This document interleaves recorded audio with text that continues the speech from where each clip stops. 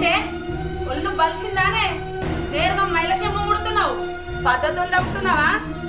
మైలశంభు నేరుగా ముడతావే ఇంట్లోకి పోయి నీళ్ళు తీసుకొచ్చి చలి లోపల తీసుకోవా చెప్పింది కదా లోపడిగో